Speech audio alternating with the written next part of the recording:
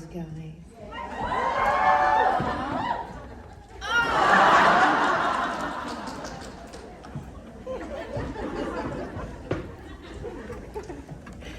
I should start every day like that. Hi, everybody. Okay, so fair warning. I confidently ordered too much caffeine this morning. So what's gonna happen is I'm gonna stumble over my words a lot, talk really fast, and then abruptly fall off a cliff and have to lie down. So I may end up doing my panel like this.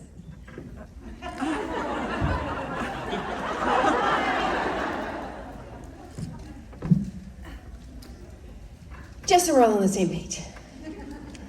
Hi, back in Jersey. I moved back to the East Coast in December.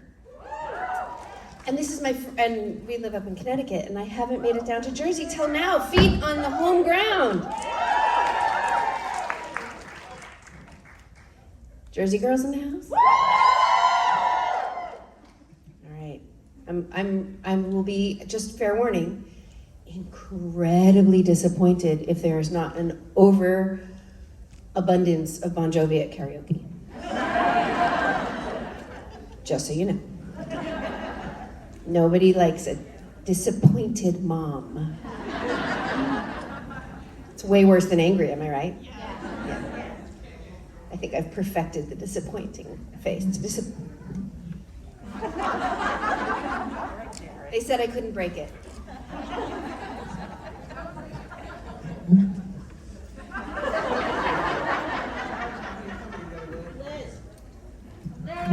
It's okay. I broke it. I told you I could. Look.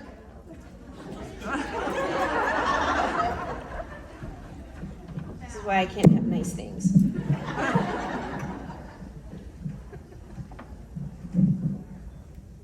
I just touched it and left it.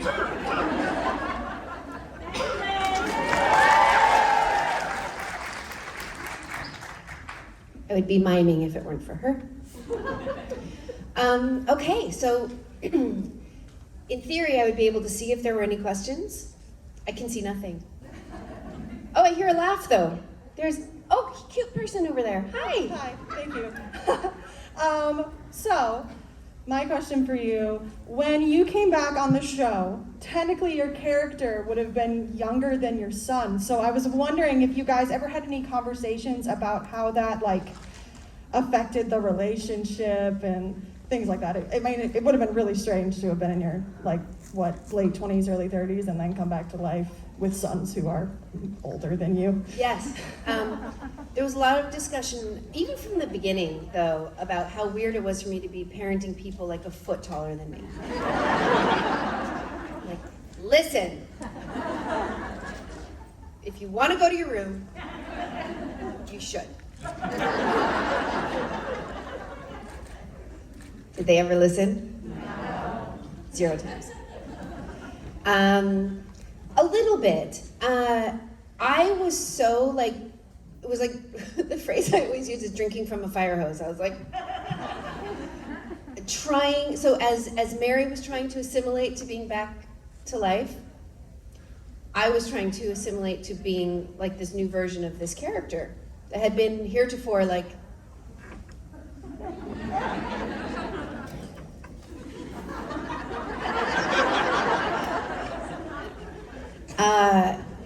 so it was kind of like I was chasing on the heels of it all. And I think for them, they were just like, why is she always here?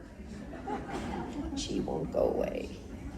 So it was just, the age thing was just one of many weird things that we had to sort of grapple with.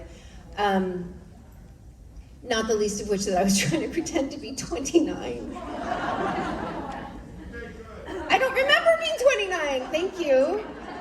We immediately cut bangs and I got a circle light.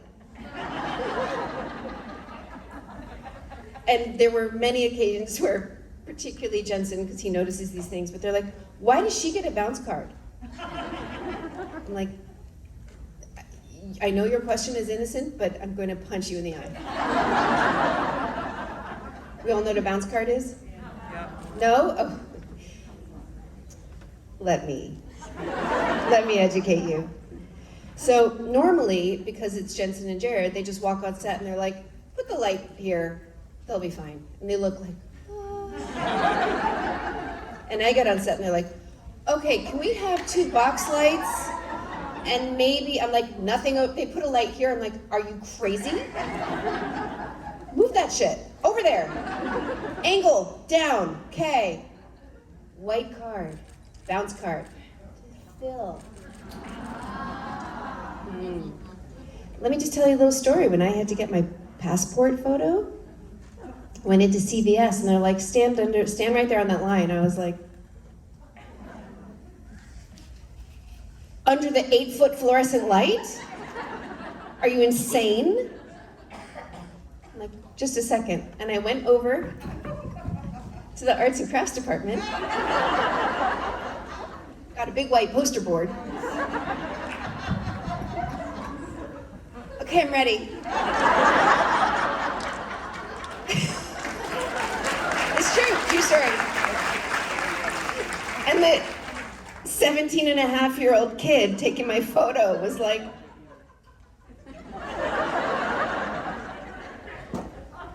are you gonna pay for that? What is that? Why are you doing that? I'm like, take the picture. So that was my main concern. So I don't think there was a ton of, mostly they just had to listen to me no matter how old I was. Which they didn't, so it all was moot. Anyway, so no. There was a lot of excitement over the fact that I had shoes and normal clothes. A lot of discussion over what my car would be. I'm not sure how we landed on an electric blue Charger. Does not seem very stealth to me, but it was fast. And there was much mirth over my inability to comprehend technology at all. Is that a computer?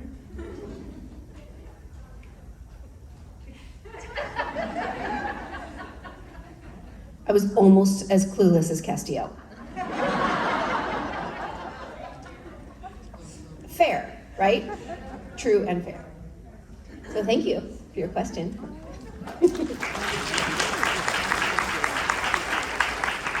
Is that a question over there? No. Is there an... Seriously? Oh, now I'm gonna have to, practice my stand-up. Okay, I'll come back, I'm back. Okay. So as a follow-up question, to tag on to that, Mary essentially came back and all of her worst fears were realized because the one thing she didn't want for her kids was to be raised in the hunting life. So now not only were they giants who were older than her, they were also the epitome of what she had removed herself from. So Correct. yeah, I see a lot of people, I know you have no control over the writing stuff, talking about online how much they... Oh no, I have complete control over the internet. I mean, if you want to write fic, you can, so... But, If what? I said if you want to write fic, you can do that. Like fan fiction. Oh, I thought she said write fake. I'm like, I'm really trying. You're doing Gotcha. But I saw a lot of talk about how they hated her decision to work with the Men of Letters, when I was wondering how you viewed that for yourself to justify it, and how it made sense to you, because she came back to a world where her worst fears were realized and she found a solution that potentially could have ended it. Thank you. And given it, let her boys get out of this life, which I felt like was probably what she came back to do, and That was the goal, the way yeah. she could. So, thank you. That is a very valid point, in my opinion. So Mary comes back to life 33 years later, and I don't think there could have been more, in such a short amount of time. Even the the Industrial Revolution, the cars, all this stuff happened over a much longer period of time. She goes away, and you still are clicking the television with something that clicks, and you have 3 channels, and the TV went off at 11 with the Star Spangled Banner, okay? She comes back and people are watching videos on their phones. She's like, what the fuck? You can see where people were driving on that screen, like, and nobody's talking to each other. You're at breakfast and everyone's on their own little things. I mean, that, and I remember talking to Phil Segrisha and he's like, make a list of all the things that are different. I'm like, I don't think you get past the first one. I don't think you get past technology. Like, yeah, people are like, everyone has tattoos. People are, styles have changed a little, but technology is the vast, overwhelming piece of our civilization right now. Like Twitter, are you kidding? So I don't think she could get past that. And so the thing she took when she left, to everyone's delight, at the end of that third episode of season 12, everyone was really happy with Mary for taking the journal and leaving. That was sarcasm. Was something that wasn't had like pen and paper. And I think she had a flip phone, like,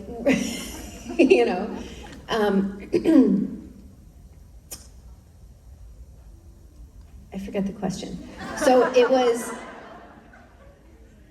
how did I justify working with the Men of Letters? So I say this all the time, and any of you who come to these frequently will be like, oh, she says that every time. Mothers don't do what's popular, they do what they think is right. And I had to not care if they were mad at me. Because I knew, in my opinion, in my brain, what my gut felt was right, was I needed to figure out who I was, and I needed to stop this. I wanted them not to fight, I wanted them not to hunt, I wanted them to have a nice, normal life. I think that ship had sailed, but still worth attempting. And the goal was pure. The goal was to eradicate the world of monsters so that they could just live. And if they, an extension, the audience, was mad at her for that, that was okay with me. Mary wasn't brought back to be a third hunting wheel. Mary was brought back to be a conflict in the story, and she succeeded. So I, as the person embodying Mary, had to agree with her choices. And if I didn't, I had to find a way to agree with their choices. It's weird though, sometimes don't we do something that we know maybe isn't the right thing, but we do it anyway? So there's that too. You can have some doubt in your choice, but you also, once you make the choice, like, go. You can't be like, like, make the choice and try it. And with the information she had, working with the Men of Letters at the time, was her best choice. I think there are people that disagree. And I think Mary disagreed after she was brainwashed by Catch. Like, in retrospect. But she did get to shoot him in the face.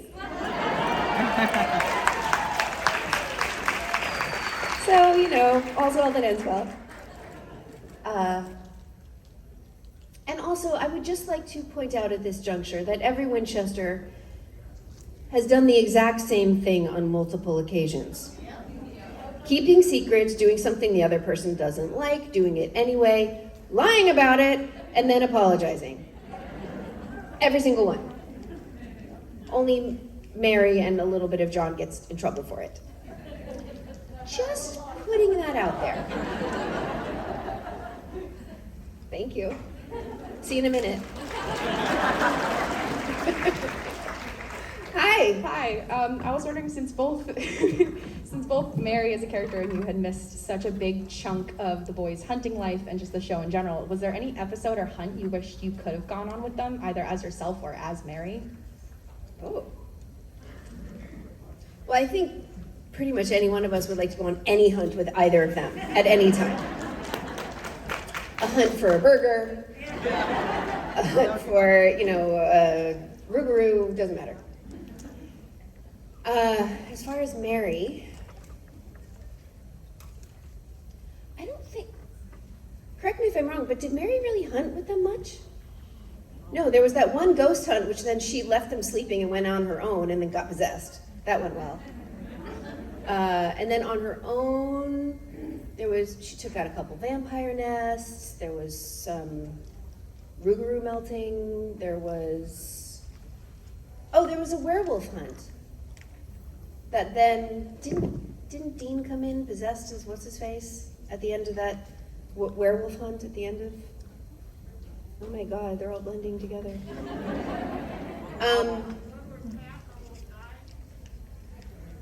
We don't want to talk about that. I was so injured during that shoot. Oh my God, because Cass is like stabbed by some like unhealable staph wound, right? And we're in a barn and it's 30 degrees and it's a legit barn. So we're in this freezing barn for 3 days. And I wanted it to look real, and I've got Misha over my shoulder, right? Like leaning on me, and I have to bust through a barn door and like limp into that barn where he eventually almost dies, and then doesn't Crowley save him? Yeah. Plot twist. He broke the staff, right? I mean, I fell down so many times. So I'm trying to come with Misha, I'm like, really lean on me so it looks real. And I was like, abort. Like, change the plan. But because my hands were full, I had to hit the barn door with my hip. And it was so cold, I couldn't really feel it. But after like the 4th time, I was like, and I peeked at my hip, and it was like a bruise like this already, because the barn slat just happened to be right at my hip level, and I'm hitting the corner. I'm like, okay, can we do this different? And then I get through, limp in, drop him on. There was like a removed seat from a truck or something that we drop him on. And in the very first take, Brad, the camera guy, and we walk in, and I drop him, and I go, whoop, right out of frame. Feet go out because it was frozen. I land, I hit the propane tanks behind me, and they go over. And Brad, the camera guy, is just like, just saw me like drop like a rock out of frame. I'm like, can I have those pads now? Oh, because the stunt man had asked me if I wanted pads. I'm like, oh no, he did give them to me, but on my knees. Didn't land on my knees. It was not great. Anyway, this is how caffeine goes, by the way. So I was on a hunt with them, but that was more of we were being hunted in that episode. Yeah, there was a lot of fighting and kicking, and that was very challenging, that one. And it was cold. Did I mention it was cold and I fell down a lot? So any hunts I would have liked to do. Nothing that comes to mind.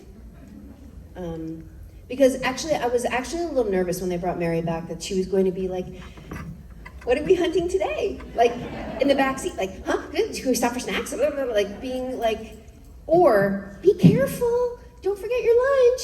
Like, I wasn't really sure. And so, I was actually shocked in that the 3rd episode back, I'm like, here I am. At first, it was only supposed to be 6 episodes.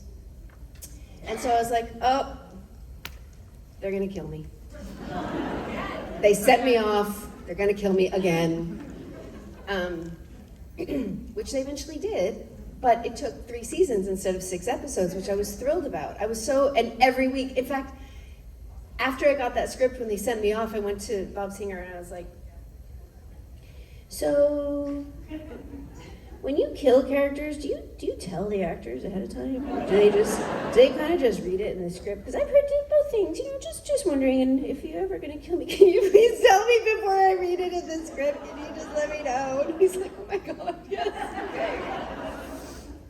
Which is eventually what happened. I was at the vet with my dog. I'm sitting in the waiting room, and I answer my phone, and he's like, oh, it's pretty good. I've got Bob Singer and Andrew for you. I was like, great. Oh no. Oh no. And so they're like, yeah, hey, how you doing? We're just talking about, we just wanted to talk to you about, the way the season's gonna go and the story arc for next year and what's gonna go happen with Mary. I'm like, is it death? And they were like, Yeah, it's done. It's just. I was like, okay. Okay. I could not, like, I was okay. I was really sad. It had to happen. I realized that it was longer than it should have been, but I loved working on this set. So it really, I was like, you're gonna do a whole season without me? Like, I'm just mad.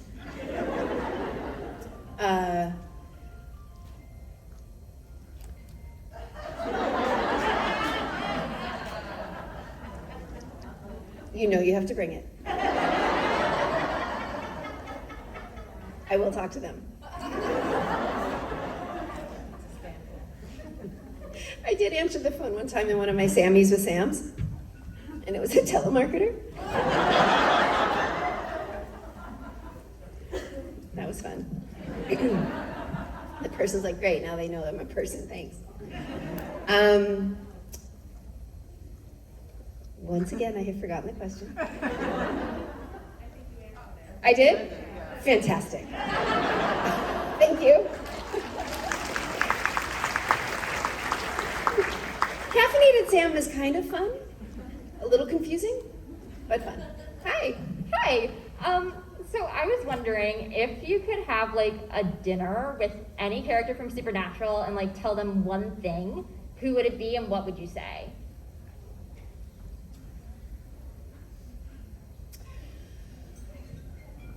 Okay.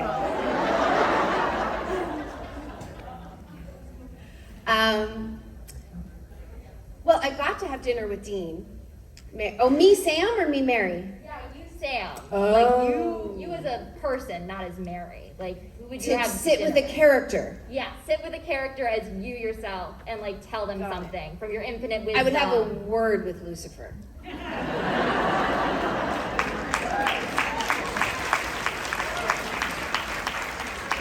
About good attention and bad attention. And how they're different. He needs some reparenting. Yeah. And I think I would have to have dinner with Jody just because. I mean, she's everything, right? So yeah. But first Lucifer, because he's in, yeah. He needs some boundaries. Thank you. Hi. Hi, how are you? I'm great. Over caffeinated. How are you? Same. So I know I flipped my lid for the best when I saw you return in the season finale. I thought it was going to be John, but I was like, oh, this is so much better. Oh! Don't tell Jeff. How far in advance did you know that you were going to be returning? Like, when did they approach you and say, hey, Oh. guess what? Oh, well, some of you have heard this. I got the call in like February, and they filmed that episode in like the beginning or mid of April. But I didn't understand for a very long time that it was the season finale. I thought the series was over. Because I have long said, people are like, when are you gonna come back? When are you gonna come back? And after season 7, I was like, there are no more ways to come back. Like, there has been every option. Except to come back to life. Which I think they will bring me and John back in the series finale. And because it's Supernatural, it has to be sad, and there will be some reason, and we're not gonna be allowed to know who the boys are. I'm like, that's what I would do, because the writers, if I were a writer, because the writers are just like, how can we torture them? So I was like, I knew it. I love being right. I was like, I would write. But I didn't have a script yet or anything. You only get the scripts like maybe a week before. So they said, do you want to come back for the finale? And I was like, of course. I knew it. And then like a while later, I was at Todd Aronaro's house. He was one of the post producers. We were having a barbecue. And I was like, hey, man, I'm gonna be in the finale. This is so cool. I'm so excited, congratulations. It was such a good run. What are you doing next? And he was just looking at me very confused. And I'm like, okay, the show is ending. Do you not have another job? Like, you know what I mean? And he's like, what? He's like, the show's not over. I'm like, I'm in the finale. They usually, you know. He's like, no, it's the series finale. You're back next year. Wait, what? I think I said, why? And he's like, I don't know. I said, what? How? Who? What? Am I a ghost? Am I real? Am I this? Am I not? What am I? And he's like, I don't know anything. Just... and then I knew. And then, you know, I went up there and everything was very secret.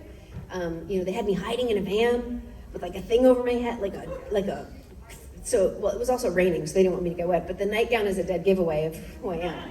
So I'm like in a robe and a thing, and it's raining, and it's 10 o'clock at night. But then they thought it was a good idea to put my character name on the trailer that was on the main road. So I'm stunned that nobody knew.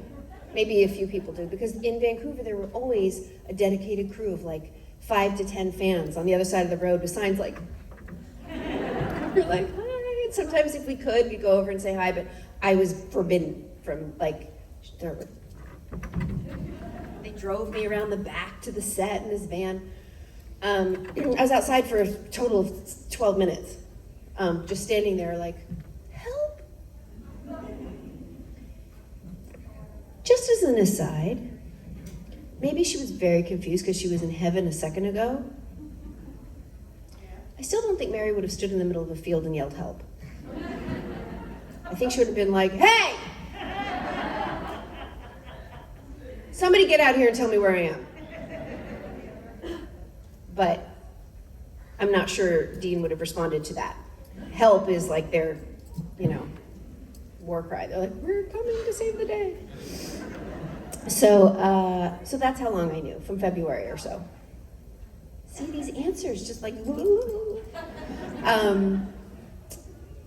and I was delighted. I was so excited. I was nervous. And then they had to teach me how to fight, which was a very slow process. Got much better at it. I'm like, oh, how about I take boxing lessons? And they're like, that's a good idea. I'm like, why did nobody tell me this after the season 12? Like, it took until the beginning of season 14 where suddenly I was like, should I be taking lessons? Like, because the stunt coordinators would always teach me and coordinate and choreograph. Season 12 was all I could do just to keep up, though. That was a lot. I was in a lot of episodes. I was gone for 6 months, essentially, in Canada, and working every day and fighting. They're like, every episode I'd open, I'm like, fighting again, oh my God. Because it just, my stunt girl was amazing, thank God, but it was, it's a whole thing to make it look real, and kept breaking my nails. I'd have actual bruises. I had whiplash after the cage match with Catch. I was like, ugh. Like, because to make it look real, you know, full on whiplash. And my poor stunt girl, oh my God. There's part of the beanie that Catch throws Mary across the room, and she slides and hits the filing cabinet. Well, Dana, my stunt girl, she tripped over his foot. It either wasn't where she expected it to be or something. In any case, the first thing that hit the floor was her eyebrow. And it made like a gunk, and I was watching it, and I was like, what was that? And she stands up, she's like, I'm fine. I'm like, not fine, not fine. Like immediate half a golf ball with a big slit and blood, and I'm just like, and like people come rushing in, she's like, I'm good. I'm like, stop saying that. She didn't care. So they're like, okay, it was right out of the gate, because you do those scenes in order, right? In case something like this happens, or in case like a piece of furniture breaks or whatever, you can't go back and do something that happened before that, so you do it all in order. So they had to put like a big fake cut on me with blood going down my face. They didn't do like a lump. Fortunately, my bangs go this way, so it kind of covered it, but she had to have had a concussion. She's tough as nails, this girl. And made me look really good. Because there's scenes I'm watching, and with the wig and the clothes, like even though she doesn't really look like me exactly in real life, once you put all the stuff, and when I'm watching the episodes, I'm like, could that be me doing that? Probably not, that's probably bad. She's not clumsy at all. Guess what? Forgot the question, that's right. Did I answer it? Great, okay. Hi. Hi. Oh, Ooh, why are you yelling? I didn't realize that I'm not used to being mic'd up. So as a fellow breast cancer survivor, I want to say congratulations on Thank still you. being here with us. Congratulations to you. How many years? 12. Rock on. In fact, I discovered Supernatural during chemo when I was home from work. Say that again? I discovered Supernatural during chemo Oh, because I needed something to keep my mind occupied, so. nice. It all comes together, but I wanted to ask you about the charity Equal Hope that you and Stans did the fundraiser for. Yes. Equal Hope is an unbelievable organization. So, before my second diagnosis, I hadn't really been super public the first time around because it was 2008. Nobody knew who I was really. It wasn't going to make a big difference, and I just was like trying to get through. I was pregnant when we found it.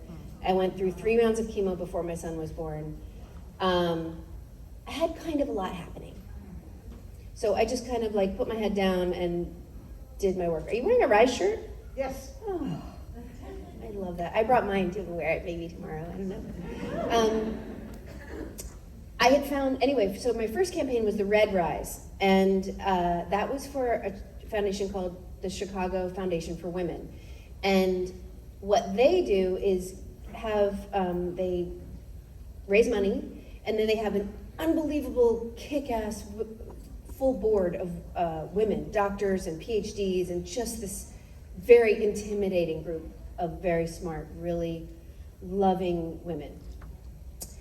They dole the money out to other charities in the Chicago area that do different things for essentially being a phoenix. They help women with childcare, restarting their lives after illness, incarceration, drug addiction, abuse, any of those things, where you can imagine you need a little bit of an extra head start to have equal footing.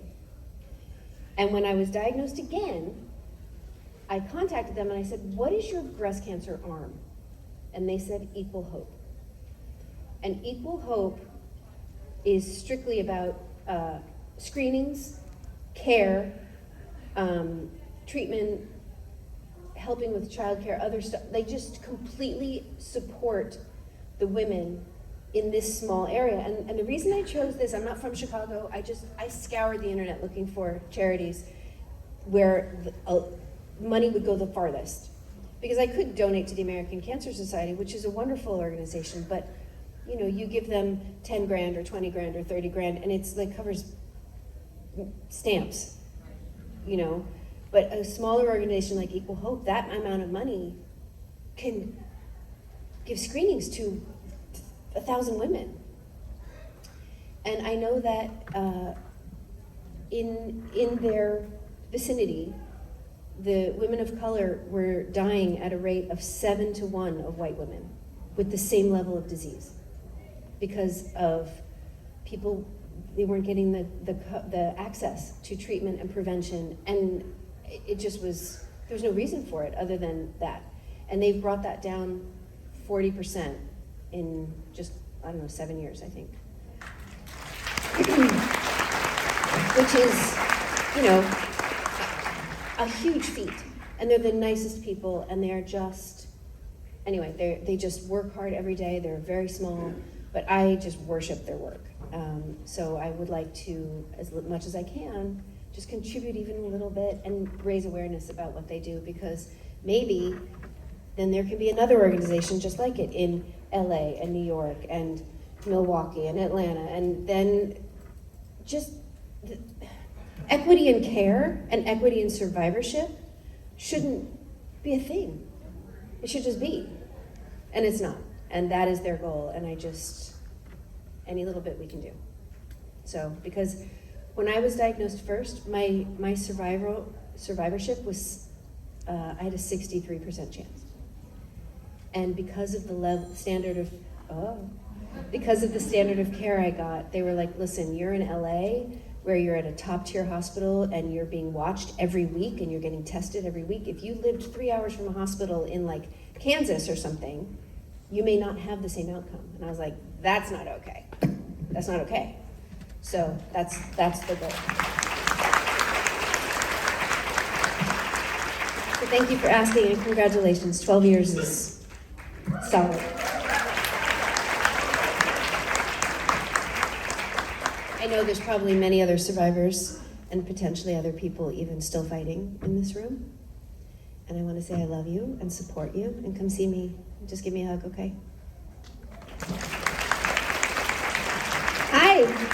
Hi, first of all, I love you. Hi. I love you back. And my question is, if you didn't play Mary, which female character would you have played, or would have wanted to play? Abaddon. That being said, I cannot imagine anyone but Elena playing Abaddon. But thank you.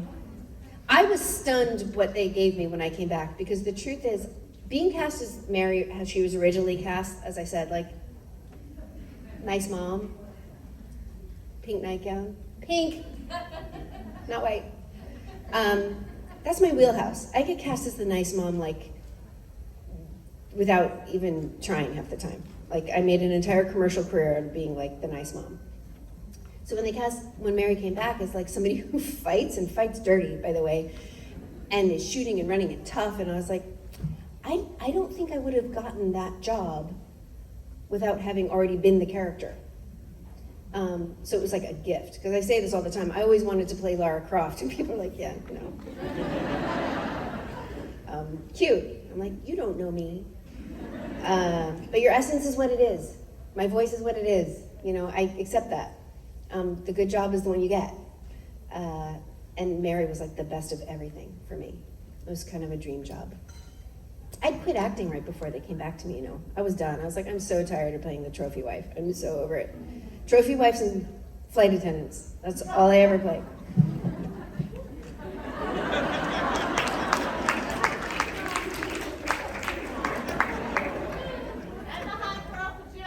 And the hot girl. She was probably a flight attendant.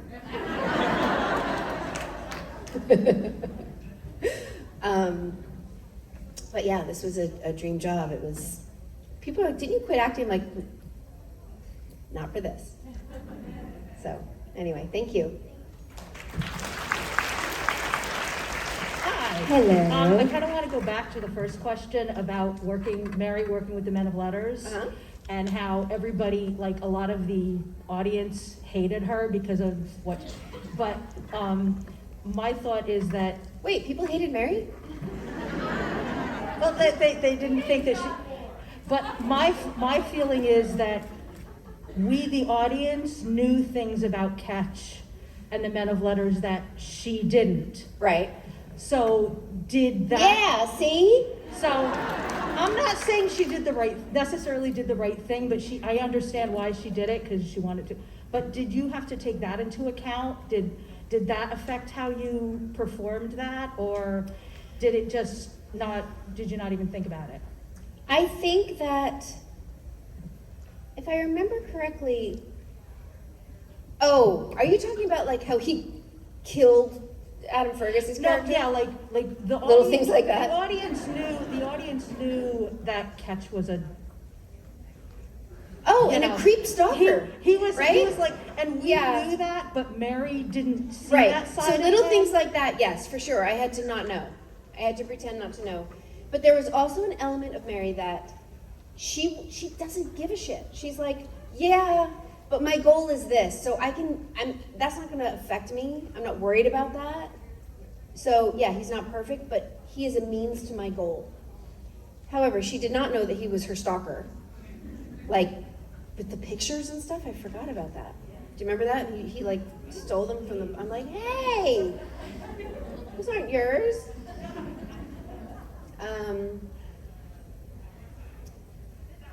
Yeah, so that would have, knowing those things I don't know if she still wouldn't have done it, but she would have definitely had her guard even higher.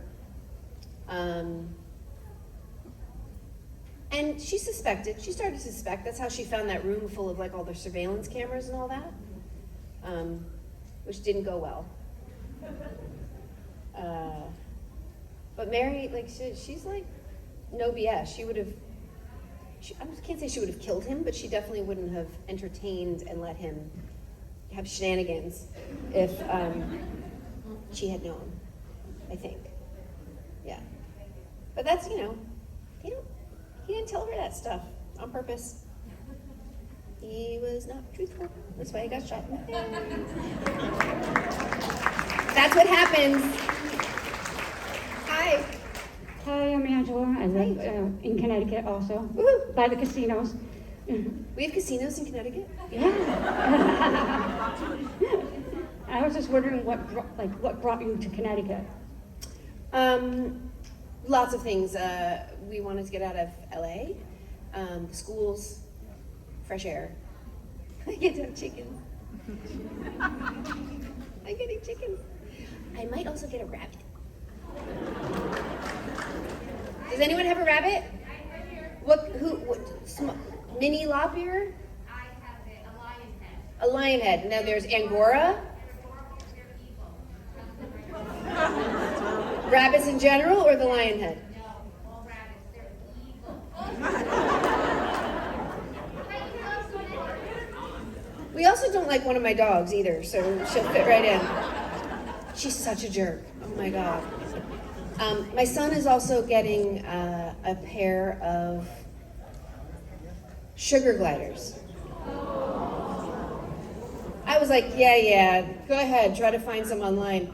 Yesterday he's in the park, he sent me a video. He's like, look, this guy had a sugar glider. I'm like, seriously? He's like, yeah, he told me where to buy them, where to get the cage, how to take care of them. I'm like, oh. I said to my husband that we're getting sugar gliders. But if he gets a sugar glider, I get a rabbit. Why are they evil? Do they bite? Great. And right. Well, that's the thing. Most of our cables are up, like where they, you know. But I mean, there's going to be a lamp. Well, he can't just run free in the house. That's all. I'm also not like picking up rabbit poop everywhere. Right? They have a litter box, right? Oh, maybe I'll get a girl. Maybe I won't get a rabbit. Can I have a fennec fox? Can you have a fox as a pet? Is that legal? Will it eat my dog? Crap. Can I get an owl? No. Get turtles, they're easier. Turtles? Like a salmonella. I have 3 of them. You're fine? I'm fine. But they're aquatic. I was thinking with fur. No, you Do they make fur turtles? There's land. There's a lot of turtles that are on land. You don't have to get like bigger slab. Still no fur. I could glue fur to the shell. I don't want any rodents except for a rabbit. Like I don't want any gerbils or guinea pigs, even though they could be great. No fur for my turtle. I could put a guinea pig on the back of a turtle. Just they roll around. I'd love a monkey. That's also many problems. Uh-oh, we got company. Maybe I'll get a band. You're gonna get a band? Pirate. Well, we were talking about my pet options. What are your pet options? Oh, Jesus, sorry. What are your pet options? Well, we have 2 dogs. My son is getting 2 sugar gliders, which are like little tiny flying squirrels. I don't even. I've seen Future. Well, what he really wanted was a cat, but we live on a kind of busy road and my husband's allergic. And they're like, well, we can try. I'm like, no, we're not getting a cat to like try it out and then have to find a home for it. So I said, how about a rabbit? And my son is like, ugh, because it wasn't his idea. And then he said, I want a sugar glider. I'm like, great. What's a sugar glider? And then they're really cute, and people have them as pets, and they fly. They're like a little tiny flying squirrel. They don't actually fly. They fly. Oh. Okay. Look who's an expert. Oh, didn't know how mean that was going to sound in my head. Listen, Blondie, they don't fly. It was actually, they don't actually fly, No. do they? No. That's, No, they climb up the curtains to the curtain rod and they go, They're indoor squirrels? yes. Oh, I want one. And they're really little like this. So it turned out that once I started looking at rabbits for my son, then I wanted one. And what I really wanted was an Angora rabbit because they look like a fur tumbleweed. Yeah. They're like this big, but then I was like, that's a lot of grooming and, It's also what I Hair. want. It's also what I want now with my son. well, maybe we can share custody. Okay. Okay. That's it. So yeah, so anyway, we'll have to discuss rabbits. Apparently a mini lop ear is... Oh, very cute. Yeah, they have like the moo, and they're sweet, I guess. And I want him to be friends with my chickens. Oh my goodness. I'm gonna start posting a lot of pictures in overalls, just so you know. Have you named your chickens? No, we don't have them yet. There's going to be 3, and one of them has to be named Anya, because Okay. my friend Anya said I have to name my chicken after her. Okay. She said she's from Luxembourg. I think Anya is a very good name for a chicken. That was a little French. I think Where's Anya she is a from? very good name for a chicken. She's from Luxembourg. She has a German accent. Ah, very good. How was sound, guys? You can be honest. She kicked it off well. Thank you guys. Sam. I love you all. Please give it up for Samantha Smith.